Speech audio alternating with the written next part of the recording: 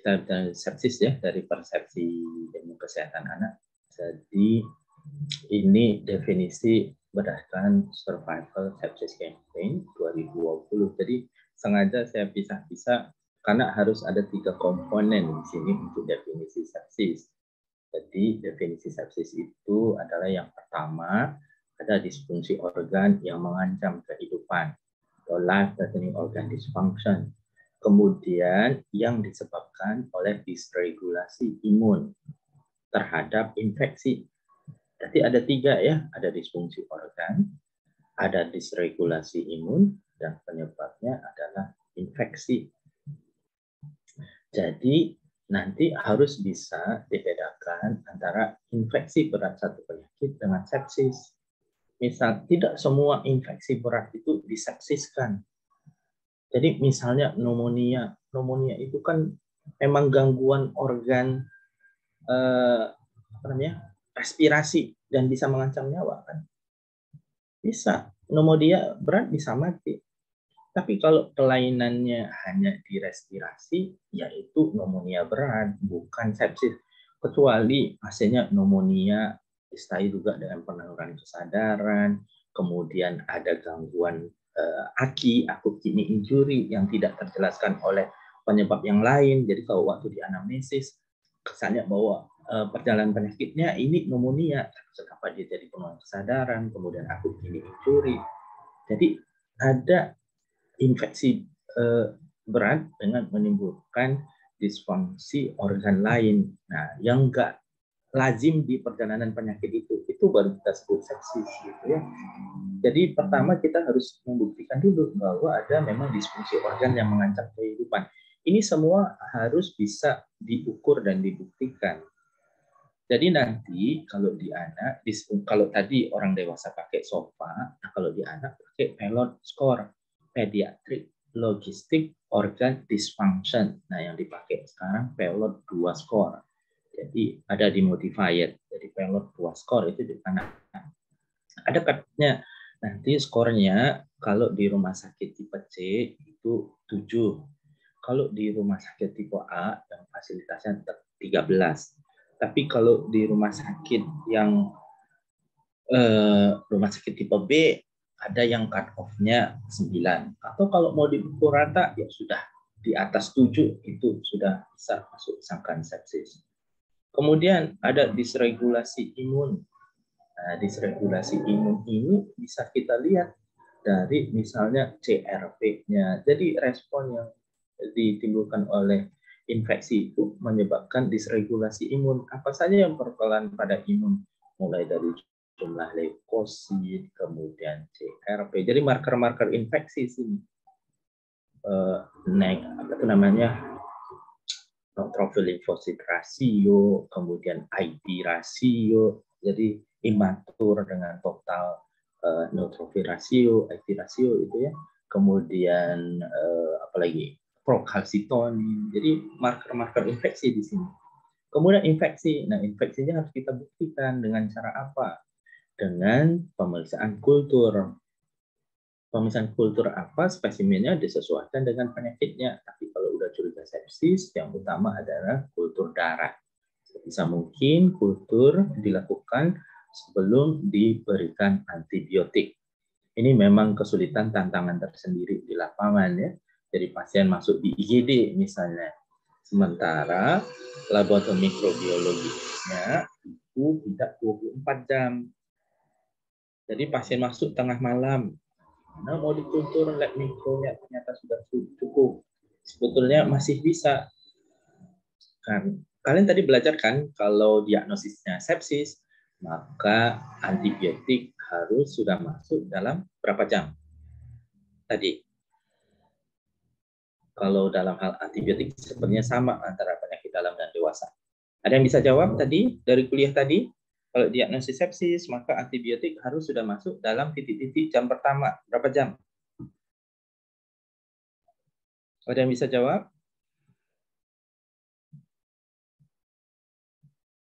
1 jam. Kalau septic shock harus masuk dalam berapa jam pertama? Jadi terminologi sekarang terkait sepsis itu ada dua ya, sepsis dan shock sepsis. Kalau dulu ada severe sepsis, tapi sekarang tidak dianut lagi, jadi sekarang ada dua, sepsis atau shock sepsis. Kok shock sepsis tentu ada sudah gangguan hemodinamik ya.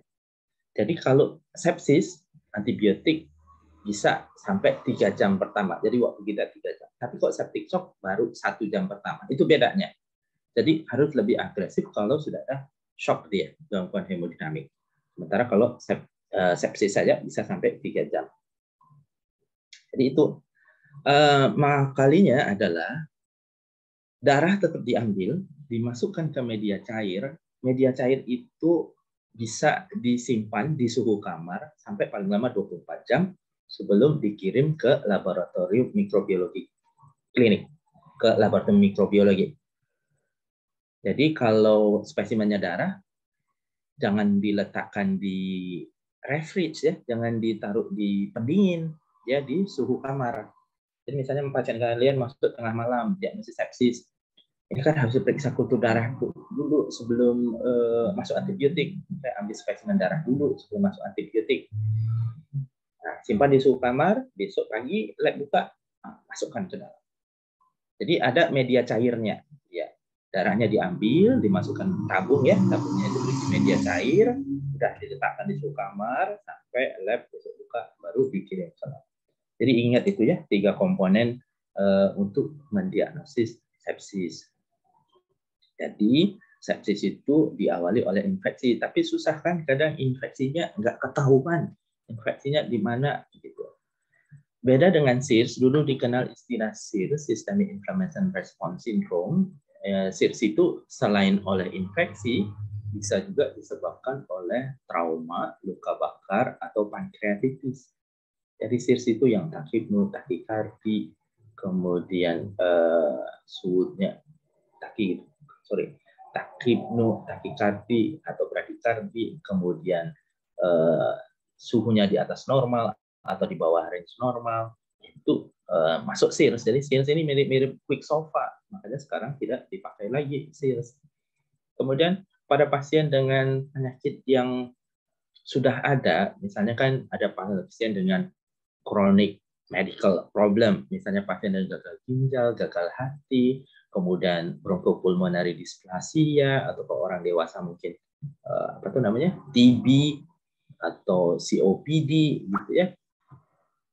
Ini kan memang sudah terganggu organnya. Maka yang dimaksudkan di definisi sepsis itu jika perburukan dari kondisi sebelumnya, misalnya kalau gagal ginjal, GFR sebelum sakit yang ini, kan dia memang gagal ginjal, GFR-nya misalnya 20, kemudian datang sekarang dengan GFR 10, glomerular filtration rate itu kan fungsi ginjal ya, pengukuran fungsi ginjal. Jadi kondisinya memburuk dari sebelumnya. Kemudian ditambah ada disfungsi organ lain. Jadi ini tolong diperhatikan. Jadi nggak dihitung dia kalau penyakit itu memang sudah ada dan tidak berubah, kecuali kalau dia perburukan atau ditambah ada disfungsi organ lain. Kemudian ini hanya epidemiologi saja ya. Jadi prevalensi ini masih pakai terminologi yang sama karena ini kan datanya pakai data yang lama ya. Jadi tapi definisi yang sekarang tidak ada lagi dikenal istilah sepsis berat, the severe sepsis, yang adalah sepsis dan septic shock. Jadi prevalensi sepsis berat atau shock septic di antara anak yang dirawat rumah sakit cukup tinggi, 1-26%, tergantung rumah sakitnya tipe apa. Mortalitasnya, kematian akibat sepsis ini bervariasi, 5% di negara-negara maju, 35% di negara berkembang. Ini terkait nanti dengan ketersediaan alat diagnostik, ketersediaan antibiotik yang yang masih poten. Kemudian mortalitas atau kematian akibat shock ini, shock septic ini maksudnya dikaitkan dengan keterlambatan diagnosis, kemudian pengobatan terlambat, Seperti tadi udah tahu diagnosisnya sepsis, tapi antibiotiknya nunggu masuk ke ruangan dulu, bisa lebih dari 3 jam misalnya. Kemudian ketidakpatuhan terhadap pedoman tata laksana. Misalnya sudah ada guideline, kalau misalnya sepsis, terapi antibiotiknya ini, terapi cairannya seperti ini, dan seterusnya. Kemudian insiden sepsis lebih tinggi pada neonatus dan bayi di bawah 1 tahun dibanding usia di atas 1-18 tahun. Kenapa? Karena pada neonatus itu definisi sepsisnya lebih mudah daripada lebih mudahnya gini. Jadi kalau neonatus itu nggak mau minum aja, poor feeding, itu klinis sepsis. Bayinya kuning, nanti sepsis. Bayinya sesak, klinisnya sepsis. Jadi definisi sepsis pada neonatus itu lebih permisif. Makanya, walaupun nanti di kultur tidak terbukti, makanya insiden sepsis pada neonatus itu tinggi. Karena dia kriteria untuk diagnosisnya lebih lebar. Nah, ini dari studi epidemiologi juga, sepsis itu terutama terjadi pada infeksi saluran nafas ya, seperti pneumonia, bakteremia, dan infeksi saluran kemih.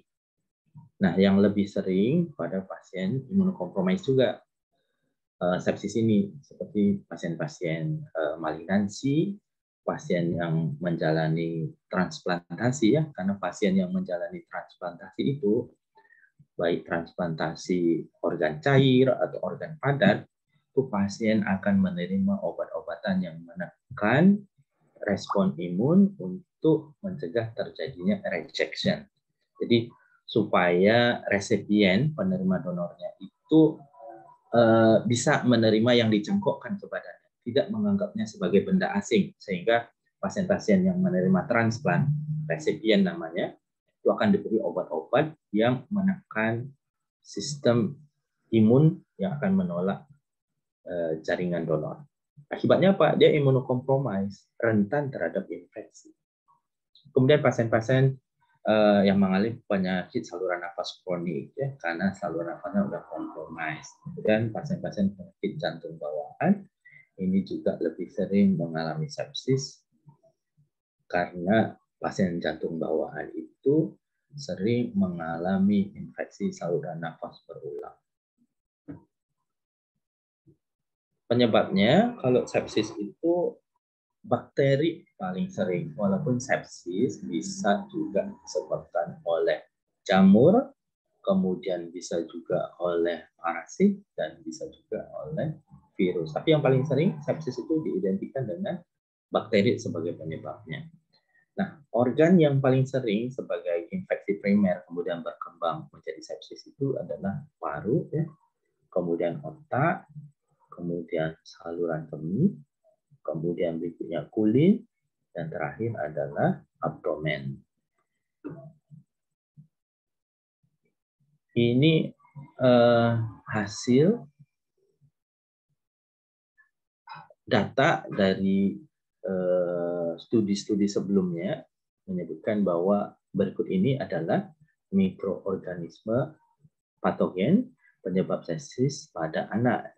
Kalau infeksi awalnya terjadi di komunitas pada bayi dan anak, penyebabnya paling sering adalah Streptococcus pneumonia, kemudian Neisseria meningitidis. Walaupun di Indonesia ini belum pernah dibuktikan ya, Neisseria meningitidis ini yang menyebabkan meningokoksemia atau meningococcus ya.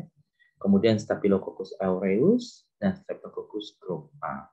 Kemudian Haemophilus influenza tipe B. Nah, ini kan kalau kita lihat ada gram positif yaitu Streptococcus, Neisseria, Staphylococcus, ini gram positif. Sedangkan yang gram negatif adalah Haemophilus influenza. Kalau kita nggak tahu penyebabnya, nah kita lihat organ yang kira-kira pertama menunjukkan gejala itu apa. Kita anggap itu sebagai infeksi primernya. Kalau Streptococcus pneumonia, klinis pasiennya datang dengan pneumonia. Neisseria meningitidis kalau ada ya, tapi di Indonesia belum pernah dibuktikan ini ada. Ini datang dengan meningitis yang cepat perburukannya. Dalam 24 jam pasiennya perburukan, menunjukkan gejala meningitis dan shock pasiennya. Itu Neisseria meningitidis. Kalau meningitis yang lain kan bisa berhari-hari.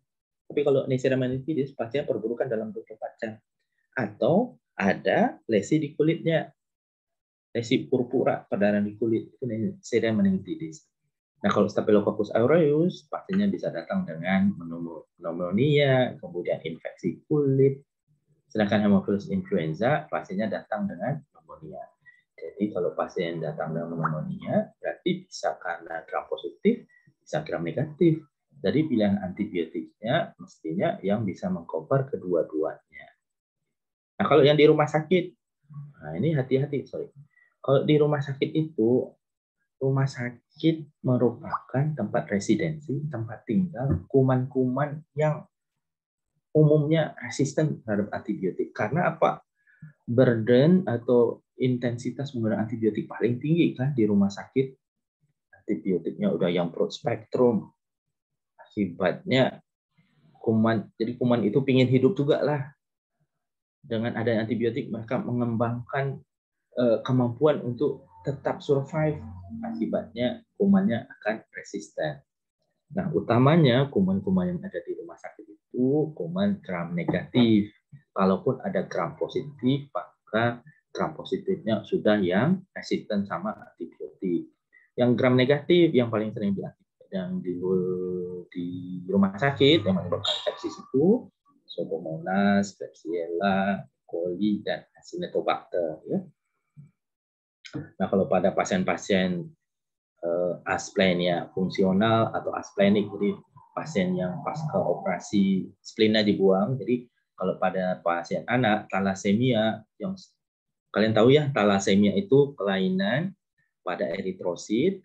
Jadi eritrositnya itu akan ruptur atau pecah gitu ya sebelum usianya. Jadi eritrosit itu kan biasanya 120 hari atau 3 bulan. Nah, pada thalassemia kadang sebulan pun eritrositnya sudah pecah, sudah hancur. Makanya pasien thalassemia ini akan menjalani transfusi rutin. Nah, sebagai organ rest, spleen-nya, limpanya akan menjadi hiperaktif, spleen-nya akan besar. Kalau sudah terlalu besar limpanya, maka resiko pasiennya perdarahan hebat karena kalau spleen-nya ruptur, misalnya nih anak thalassemia sudah bertahun-tahun dia transfusi, limpanya sudah gede, sudah besar sampai subner 6 misalnya. Lari-lari terjatuh bisa menyebabkan ruptur, bisa mengancam nyawanya. Makanya pada pasien-pasien thalassemia yang spleen-nya sudah besar, spleen-nya akan dioperasi, dibuang. Nah, mereka-mereka ini ataupun ada yang hipersplenisme.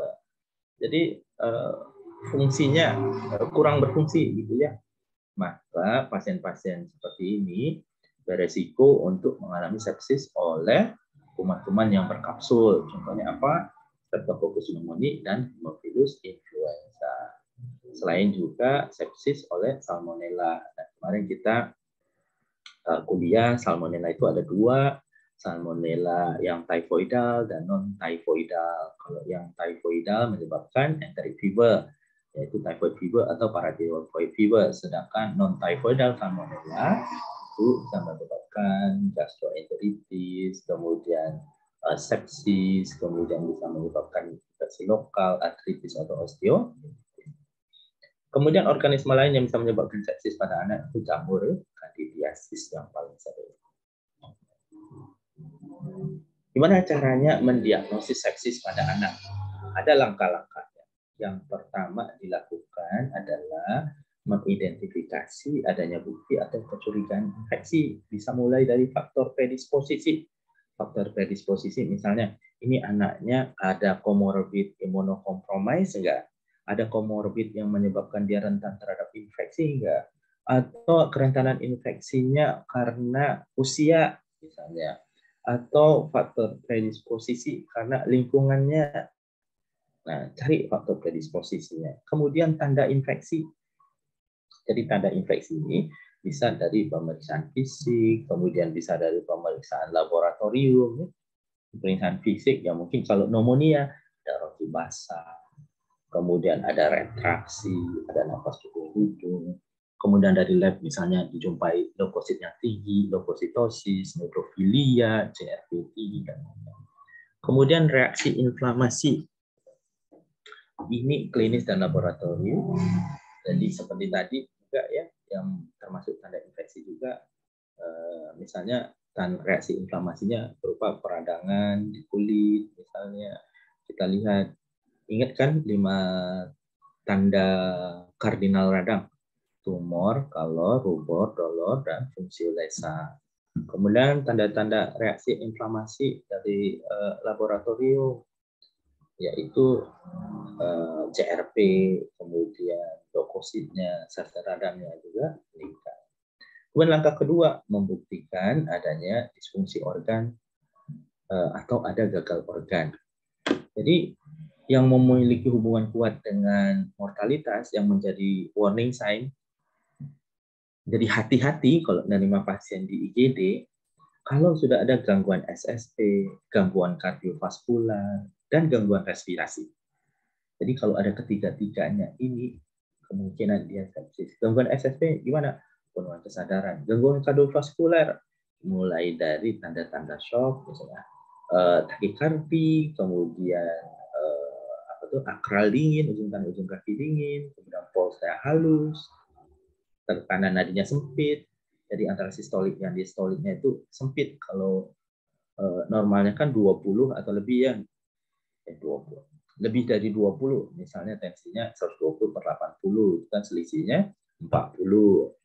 Jadi kalau 20 atau kurang, itu artinya sudah ada gangguan hemodinamik. Jadi kalau selisih antara sistolik dan diastolik itu 20 atau kurang, hati-hati sudah ada gangguan hemodinamik. Respirasi, misalnya pasien tachypnea atau SpO2, saturasi perifer oksigen. Tahu kan SpO2 yang diperiksa pakai oximetri? Nah, kemarin itu kalau waktu COVID, orang periksa SpO2. Jadi orang awam pun sudah banyak yang beli pulse oximetri untuk ukur SpO2-nya berapa. Jadi itu yang pertama, cari dulu adanya infeksi, baik dari predisposisi, tanda, atau reaksi inflamasi. Baru dilihat ada gangguan sistem organ tidak. Jadi ini penjelasannya. Faktor predisposisi bisa faktor genetik, bisa usia, status nutrisi, status imunisasi, komorbidnya, kemudian terapi ya. Steroid misalnya, kalau pemakaian steroid dosis tinggi, maka menjadi faktor predisposisi karena dia berada dalam kondisi imunosupresi. Kemudian riwayat terapi sudah mendapatkan antibiotik. Kenapa rupanya riwayat antibiotik menjadi predisposisi?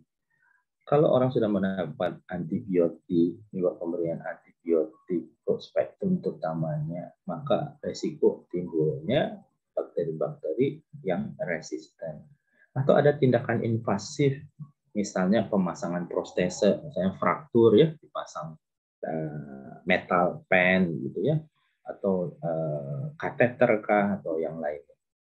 Kemudian tanda infeksi secara klinis, misalnya ada demam atau malah hipotermia, jadi suhunya di bawah normal. Laboratorium, jadi bisa lihat leukositosis, IT rasio dan lain-lain, kemudian pemeriksaan morfologi darah putih. Jadi ini kan seperti darah lengkap ini kan di rumah sakit tipe C ada ya, tapi harus diperhatikan.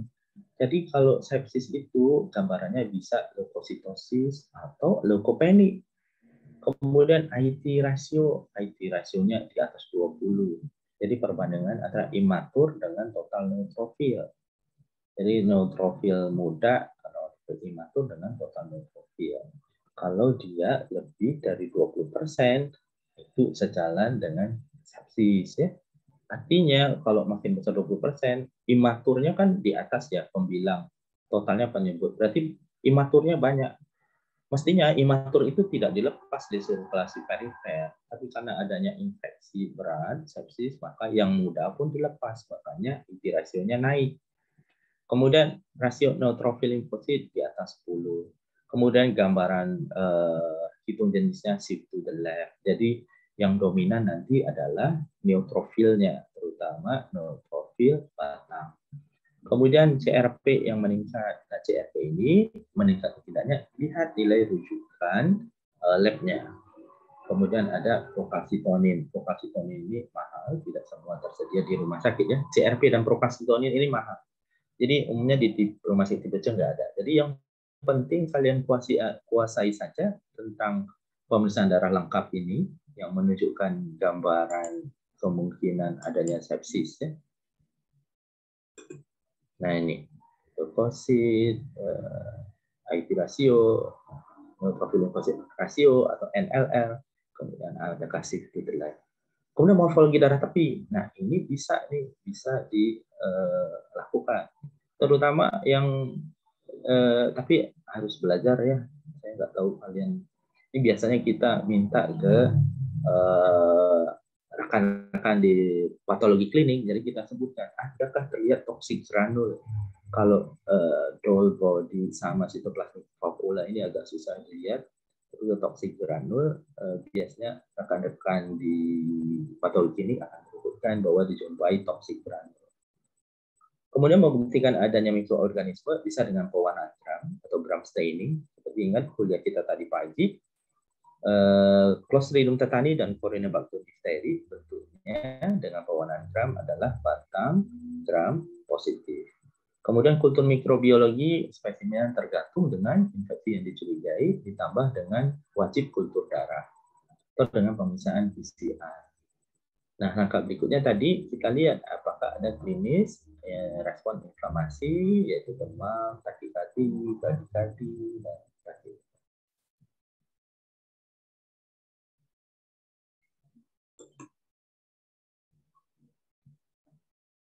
Ini contoh kasus. Jadi kalau ada kasus kalian, dilihat dulu predisposisi apa di pasien kalian. Misalnya usianya di bawah 5 tahun, anaknya kurang gizi, malnutrisi. Kemudian tanda infeksi, dia ada demam, ada leukositosis, procalcitonnya tinggi. Kemudian respon inflamasi, demam, ada takikardi. Nah, untuk melihat disfungsi organ, masukkan pilot 2 skornya, hitung berapa. Dengan zaman internet sekarang, itu banyak website yang menyediakan perhitungannya, tinggal masukkan nanti.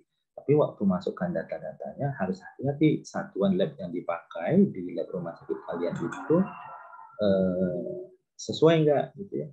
Nah kayak ini, ya ini kalau dilakukan secara manual ya, yang dihitung itu adalah kesadarannya.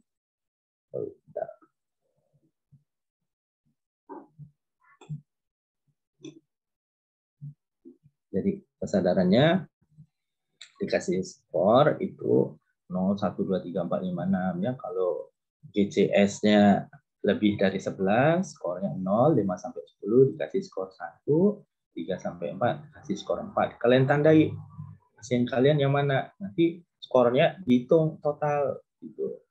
Jadi tadi kalau rumah sakit tipe C skornya itu 7 atau lebih. Kenapa 7? Karena dia 7 atau lebih itu dikaitkan dengan mortalitas 30%. Jadi artinya kalau dia pelok skornya 7 atau lebih, kematiannya 30%, maka sepertiganya akan meninggal. Makanya cut off-nya dibuat rendah supaya cepat dirujuk. Kalau terima pasien sepsis ya, untuk memudahkan proses rujukan dan seterusnya. Sistem yang dinilai kardiovaskuler, diperiksa laktat, ini nggak ada di rumah sakit tipe C. MAP bisa lah, mean arterial pressure. MAP, mean arterial pressure itu adalah ada perhitungannya, sistolik tambah 2 distolik bagi 3 ya. Kemudian apa tuh nanti diperiksa fungsi ginjal, kemudian sistem respirasinya dilihat, PaO2 dibagi dengan FiO2. Ini yang visible, yang mungkin kita kerjakan kalau di rumah sakit tipe C. PaO2 ini mestinya kan dari hasil analisa gas darah ya. Tapi kalau di rumah sakit tipe C yang bisa diperiksa adalah SPO2-nya. Jadi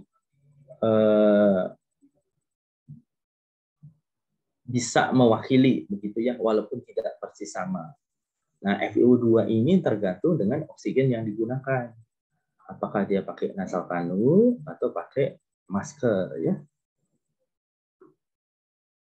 Jadi tinggal nanti di pasien kalian berapa skornya kemudian dimasukkan. Nah, ini kalau pasien kalian menerima oksigen dengan nasal kanul, dilihat flow-nya berapa.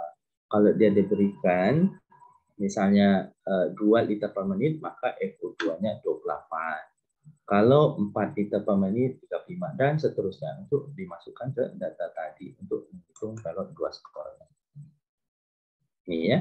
Jadi kalau untuk tipe B dan C 7 ke atas, kalau memasuki tipe A 11 ke atas.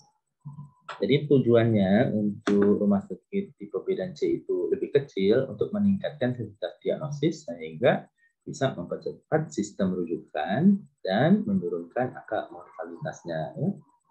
Jadi seperti tadi, untuk screening awal yang bisa menjadi warning sign kita bahwa kasus kita ini sepsis, lihat sistem SSP-nya, yaitu penurunan GCS, kemudian kardiovaskuler, apakah pasiennya ada hipotensi, kemudian tadi cepat dan halus, kemudian capillary refill time-nya memanjang lebih dari 3 detik. Capillary refill time itu dilakukan dengan gini, menekan kuku, coba praktekkan sekarang, tekan ujung kalian itu 5 detik saja, 1, 2, 3, 4, 5, terus lepas.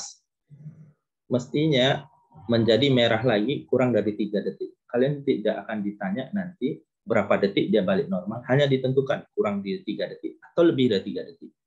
Kalau kurang dari 3 detik artinya normal. Lebih dari 3 detik artinya capillary refill time-nya memanjang. Artinya sudah ada gangguan sirkulasi perifer. Jadi gangguan perfusi perifer. Nanti CRT ini akan dipakai juga untuk pemantauan pasien denggi. Jadi mohon dipahami cara melakukan CRT. Jadi selain ujung jari, misalnya di kuku, bisa juga di tempat lain. Pokoknya dipencet aja, ditekan aja kulitnya. 5 detik. 1, 2, 3, 4. Lepas. Nah, lihat. Kembalinya itu berapa detik. Kalian hanya disuruh menentukan kurang dari 3 detik atau lebih dari 3 detik. Kemudian sistem respirasi. Jadi pasiennya sudah apatis, kemudian kok nadinya cepat dan halus, kemudian pasiennya takhipno, sianosis, ada retraksi. Nah, ini sudah bisa dibuat awalnya diagnosis sangkaan sepsis. Baru nanti kalian bisa hitung pelot 2 skornya. Karena kalau pelot 2 skor kan membutuhkan hasil lab ya, fungsi ginjal dan lain-lain. Tapi kalau di IGD bisa dengan ini adanya ketiga sistem ini. Jadi, kalau sudah ada gangguan ketiganya ini, maka diagnosis sepsis bisa dibuat sudah sebagai diagnosis awal. Nah, tata laksananya kalau ketemu kasus sangkaan sepsis ya, pertama pengambilan spesimen darah untuk kultur. Nah, ini seperti saya sebutkan tadi, kalau bisa sebelum masuk antibiotik. Kemudian tata laksana kedaruratan, resusitasi cairan. Kalau misalnya pasiennya sudah mengalami gangguan hemodinamik, kemudian pemberian antibiotik.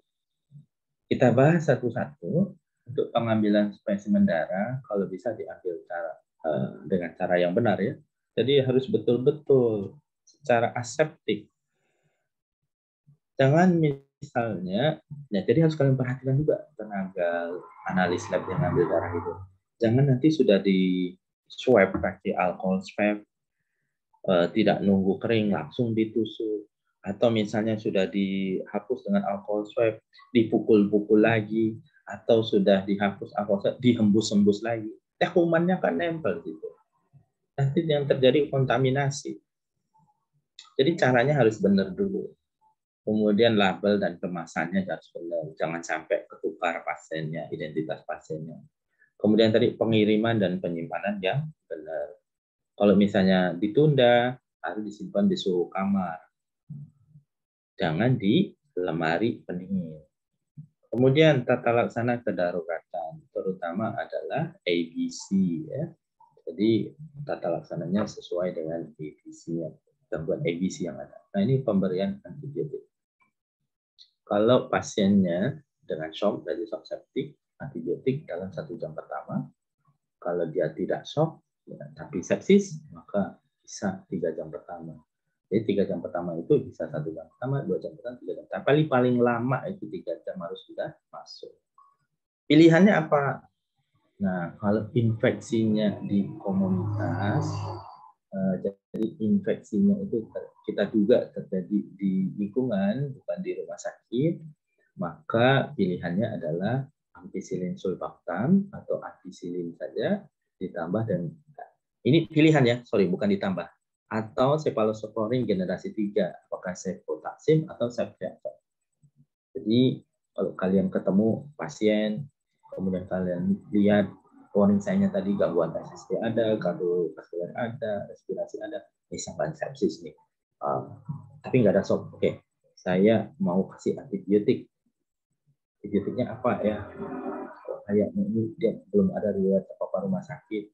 Kalau saya anamnesis kayaknya infeksinya waktu di rumah, misalnya. Berarti ini komunitas. Nah, pilihan saya ada ampicillin sulbactam atau cefotaxime ceftriaxone. Tapi kalau infeksinya di rumah sakit, misalnya waktu awal nih pasiennya dirawat karena tinggi misalnya, atau karena dehidrasi aja, JE karena dehidrasi. Kemudian selama perawatan pasiennya menjadi sepsis, maka diduga bakteri penyebabnya itu adalah bakteri di rumah sakit. Kita sebutkan tadi bakteri di rumah sakit itu utamanya adalah gram negatif. Pilihannya ampicillin sulbactam sama gentamicin. Kalau kalian perhatikan sebetulnya, kalian cari nanti, bukan perhatikan. Ampicillin sulbactam ini coveragenya luas, gram positif, gram negatif juga bisa. Tapi ada satu yang tidak di covernya oleh ampicillin sulbactam, yaitu pseudomonas. Tadi kita sebutkan kuman di rumah sakit itu salah satunya pseudomonas. Maka ditambahkanlah gentamicin untuk mengcover pseudomonas tadi. Maka kalau sepsisnya terjadi di rumah sakit, maka pilihannya adalah kombinasi ampicillin sulbactam dengan gentamicin. Jadi untuk pemberian antibiotik, pemilihan dosisnya adalah dosis untuk infeksi berat ya. Nanti kalau kalian baca-baca di beberapa referensi, maka pilihan dosis itu ada untuk infeksi ringan dan ada untuk infeksi berat. Jadi infeksi berat itu biasanya dosis maksimum ya. Perubahan, kenapa harus dikasih dosisnya untuk infeksi berat harus dosis tinggi? Karena pada pasien-pasien sepsis, pasien akan mengalami kondisi kritis, sehingga akan terjadi perubahan farmakokinetik, farmakodinamik obat. Salah satunya adalah bahwa kadar obat akan cepat menurun di dalam darah. Kenapa? Pada pasien sepsis terjadi juga inflamasi hebat dan menyebabkan kebocoran plasma. Jadi plasma liquid tidak hanya terjadi pada denggi, pada pasien sepsis, plasma liquid juga terjadi. Makanya pasiennya juga bisa shock. Karena plasma liquid, obatnya juga akan menurun di darah. Maka pada pasien sepsis dosisnya harus dosis besar. Bagaimana mengevaluasi keberhasilan antibiotiknya? Jadi evaluasinya dilakukan tiap hari. Kalau dia tidak terbukti ada infeksi bakteri, maka di stop. Misalnya sepsisnya karena jamur, ya diberilah anti jamur, antibiotik tidak diberikan. Atau memang bukan infeksi, ternyata dia hanya SIRS karena misalnya pankreatitis. Kemudian jika terjadi perburukan, maka eskalasi. Eskalasi itu artinya dinaikkan. Naikkan itu dalam hal coverage-nya. Coverage-nya yang lebih luas dicari. Jadi pada antibiotik itu ada istilah eskalasi dan deeskalasi. Eskalasi itu artinya naik, escalate. Yang dinaikkan apa? Coverage-nya, potensinya. Nah kalau deeskalasi diturunkan coverage-nya dan potensinya. Ini dilakukan sesuai dengan hasil kultur kalau ada. Jadi diikutkan. Kalau misalnya hasil kulturnya membuktikan penyebabnya gram negatif, ya antibiotiknya pilihkan yang hanya mengcover gram negatif saja. Jadi spektrumnya, tujuan kita mengkultur itu untuk mempersempit spektrum antibiotik pilihan kita ya. Jadi apa gunanya kalau misalnya sudah ada hasil kultur, antibiotik kita tetap mengcover yang luas. Itu kan kayak mau nembak burung di pohon pakai meriam. Jadi bukan cuma burungnya yang hancur, pohonnya juga hancur. Jadi kalau antibiotik yang broad spektrum itu yang nggak perlu kayak itu. Tujuan kita mengkultur supaya ketemu kumannya apa, kan kita bisa tentukan kumannya gram positif atau gram negatif. Kalau dia gram positif, nanti ada pilihannya sesuai dengan sensitivitasnya. Dia sensitif terhadap apa. Jadi kalau ada hasil kultur, usahakan yang spektrumnya sempit. Sudah belajar farmakologi belum ya? Hasian sudah belajar farmakologi antibiotik belum?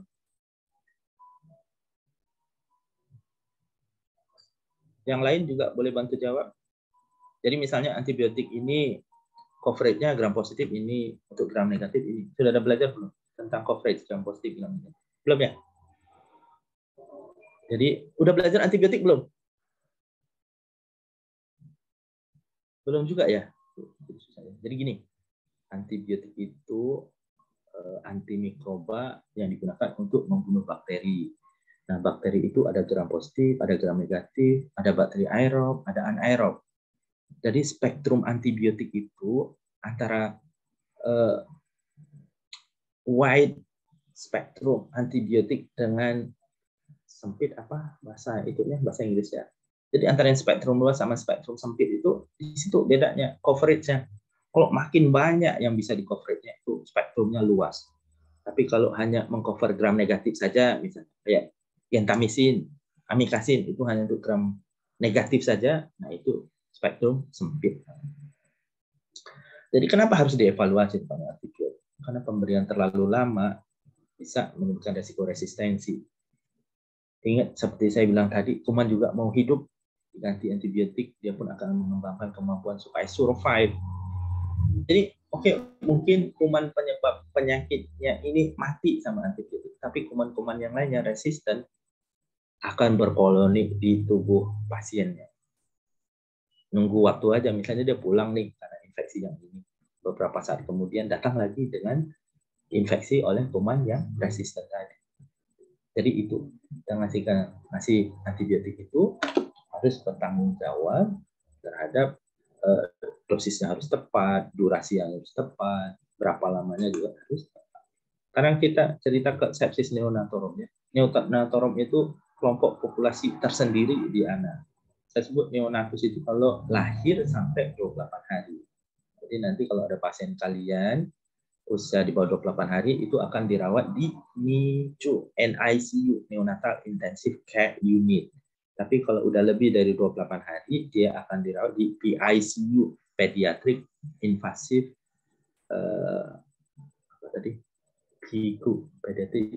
Pediatric Intensive Care Unit, PICU. Jadi ada NICU, ada PICU. Kita lihat. Dibagi dua ya kalau pada neonatus. Nanti kalau koas di bagian anak harus tahu ya. Jadi kalau sepsis pada neonatus itu dibagi early onset sepsis dan late onset sepsis, atau sepsis awitan dini dan sepsis awitan lanjut. Batasnya itu 72 jam. Jadi kalau klinis sepsisnya terjadi di bawah 72 jam itu masuk early onset sepsis. Kalau 72 jam atau lebih masuk late onset sepsis. Ini dipisahkan ini untuk menggambarkan kumannya kira-kira itu apa. Kalau early onset sepsis itu menggambarkan kuman yang ada di ibunya. Karena kan awal ya. Jadi environment awal itu kan di ibunya. Jadi kuman penyebabnya itu Streptococcus grup B, Escherichia coli, Haemophilus influenza, dan Listeria. Listeria ini susah di kultur, nggak pernah terbukti di kultur. Kemudian sedangkan kalau yang late onset sepsis, ini terutama patogennya mencerminkan patogen rumah sakit. Jadi seperti koagulase negatif Staphylococcus, ini kumannya susah nih diatasi ini. kemudian Candida albicans, kemudian gram-gram negatif. Sama seperti tadi ya, kuman di rumah sakit itu kuman gram negatif. Nah, untuk sepsis neonatorum, kita harus cari faktor resiko. Faktor resiko sepsis neonatorum itu bisa berasal dari ibu dan bisa dari bayi. Sebentar ya, saya ini low bed. Saya cari.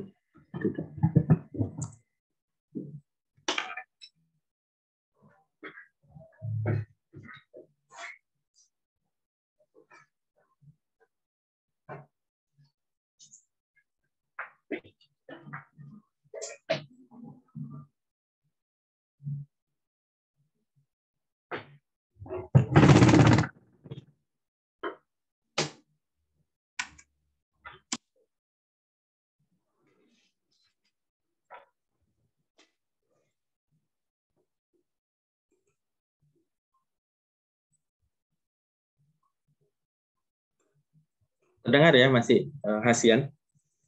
Ya dok. Ya. Jadi kalau ketemu neonatus atau bayi baru lahir ya di bawah 28 hari dengan klinis, nanti kita lihat klinisnya, apakah klinisnya dia bisa demam, malas minum, bayinya kuning, bayinya sesak nafas, itu masuk klinis sepsis. Kita lihat adakah faktor risiko dari ibunya, yaitu ketuban pecah dini di atas 18 jam. Apakah ada riwayat ketuban pecah dini? Ketuban pecah dininya kriteria yang masuk kriteria faktor risiko itu 18 jam ya. Walaupun 12 jam nanti tanya, Bu, sebelum lahir ketubannya pecahnya udah berapa lama? 12 jam. Jadi nggak masuk faktor risiko. Yang masuk faktor risiko adalah ketuban pecah dini di atas 18 jam. Kemudian ada chorioamnionitis. Ini ditanya nanti, ketubannya keruh atau ketubannya kehijauan, ketubannya bau, nah, itu chorioamnionitis. Kemudian infeksi saluran kemih, kalau ibunya sudah diperiksa urinalisa misalnya, atau ada keluhan dengan berkemih. Kemudian ada demam, kemudian mendapat banyak tindakan obstetrik ya, misalnya pakai apa tuh namanya, junam, vakum atau yang lain-lain. Kemudian faktor nutrisi dan sosial ekonomi dari ibunya. Sedangkan dari bayi, yang faktor resikonya itu prematur. Jadi prematur itu di bawah 36 minggu ya, lahir di bawah 36 minggu, kemudian berat badan lahir rendah, yaitu waktu lahir beratnya di bawah 2.500, ada asfiksia. Asfiksia ini nanti dari Apgar score. Udah pernah dengar tentang Apgar score dari Obgyn? Mana dok? Pernah? Jadi itu dihitung nanti waktu menit pertama, kelima, dan 10 ya. Jadi Apgar score-nya kalau rendah itu masuk asfiksia. Kemudian apakah bayinya ada dilakukan tindakan invasif, kemudian apakah ada kelainan kongenital. Ini faktor risiko dari bayi. Nanti kalian lihat ada nggak faktor risiko di bayi yang kalian termasuk. Nah ini klinisnya, banyak klinisnya ini. Mulai hipotermia, perfusinya yang jelek, muntah, jadi dan masuk ke sepsis bayinya. Jadi lebih bukan lebih gampang ya, lebih apa tuh namanya, lebih lebar gitu untuk mendiagnosis sepsis. Jadi refusal to suckle, jadi nggak mau ngisap, atau kita dikasih susu nggak mau dia dok, nggak disapnya, atau itu kami sebut juga poor feeding atau not doing well. Nah itu masuk jenis sepsis. Jadi gambaran klinisnya bisa instabilitas suhu ya, bukan hanya demam. Jadi demam atau hipotermi, frekuensi jantungnya takikardi atau bradikardi, yang takipnu di atas 60 kali per menit. Jadi untuk bayi itu harus dihafal ya, bahwa mereka mempunyai nilai normal vital sign yang berbeda dengan anak-anak. Itu susahnya kalau di koas di anak nanti. Umur sekian, batas normal respiratory rate-nya sekian. Tapi nanti kalau jaga, pas dinas jaga ya bisa kalian dibagi pasien. Nah, kalian kenali dulu, catat dulu setiap vital sign. Pasiennya umur sekian, maka vital sign-nya normalnya sekian sampai sekian. Nanti waktu kalian periksa pasiennya, pasiennya kok takikardi ya. Nah, kalian lapor. Dia nggak akan sama dengan orang dewasa. Jadi nilai-nilai normal vital sign-nya akan beda. Kemudian bisa letargi penuh kesadaran, kemudian intoleransi glukosa, ya. Jadi KGD-nya naik, kemudian intoleransi diet dan CRT-nya yang memanjang lebih 3 detik. Bisa ditemukan biomarker infeksi, lihat leukositosis. Kalau orang dewasa kan leukositosis batasnya 10.000, ya 34.000. Kemudian leukopenia, kemudian tadi IT rasionya dari imatur neutrofilnya lebih dari 10%, ada yang bilang 20% ya. Kemudian rasio ini dia. Sorry, ini kalau rasionya di atas 20%, tapi kalau apa namanya dia spesifik neutrofil imaturnya lebih dari 10%. Kemudian trombositopenia di bawah 100.000. Kemudian CRP ini sesuai dengan rujukan lab saja, nanti dilihat, dan prokalsitonin. Untuk prokalsitonin baru bisa diperiksa pada neonatus yang lebih dari 72 jam. Jadi jangan minta nanti pemeriksaan prokalsitonin kalau bayinya berusia 1 hari atau 2 hari atau baru mau 3 hari. Karena Pak, interpretasinya susah. Karena nggak ada nilai normalnya untuk di bawah usia 3 hari. Jadi kalau nanti usianya di atas 3 hari, penilaian interpretasi prokalsitonin itu sama dengan orang dewasa. Ingat tuh, prokalsitonin direkomendasikan untuk bayi di atas 3 hari. Pilihan antibiotiknya apa? Jadi ampicillin, apakah ampicillin saja atau ampicillin sulfatan dengan gentamicin. Jadi mirip pada tadi sepsis pada anak yang terjadi di rumah sakit. Ini ada dosisnya. Nah, itu saja dari saya. Ada yang mau ditanya kira-kira? Nanti bahannya saya share tentang sepsis ya. Jadi tadi kalau pada anak pakai pelabuaskor. Kalau pada neonatus cari faktor resikonya. Kemudian antibiotiknya pilih apakah kira-kira sepsisnya dari komunitas atau di rumah sakit. Kapan diberikan? Kalau nggak ada shock, masih ada waktu saya 3 jam. Nunggu 3 jam itu apa? Kan bisa evaluasi pasiennya, nanya-nanya, pemeriksaan, segala macam. Tapi kalau dia ada shock, nah harus 1 jam. Pertama harus sudah masuk antibiotik. Oke? Bisa dipahami mudah-mudahan ya. Jadi tidak semua infeksi berat itu masuk sepsis. Nanti jadi burden sepsis atau kejadian sepsis akan tinggi sekali. Atau dengan katanya jangan mensepsiskan semua infeksi berat, dilihat. Kalau cuma satu sistem organ yang terganggu, ya enggak sepsis. Oke, gitu ya. Mudah-mudahan bisa dipahami. Ada pertanyaan?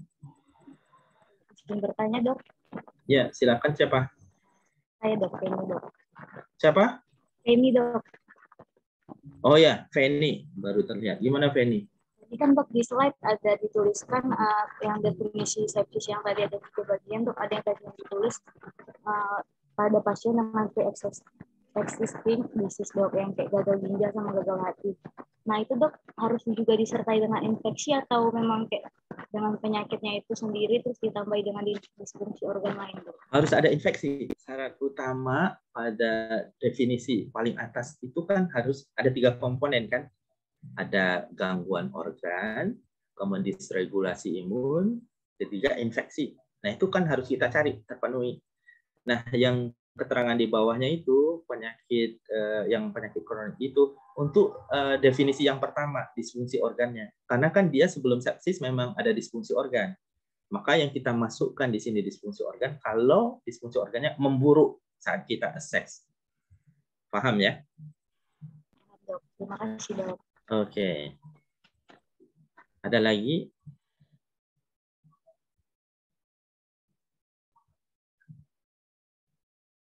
Kalau tidak ada, mungkin cukup sekian ya. Mana tadi Hasian? Oke. Udah ambil screenshotnya Hasian? Belum, Dok. Sebentar ya, Dok. Baik, teman-teman, harap on cam.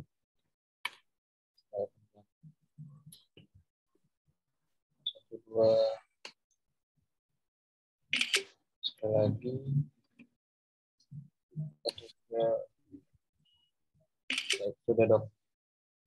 Oke, terima kasih ya. Selamat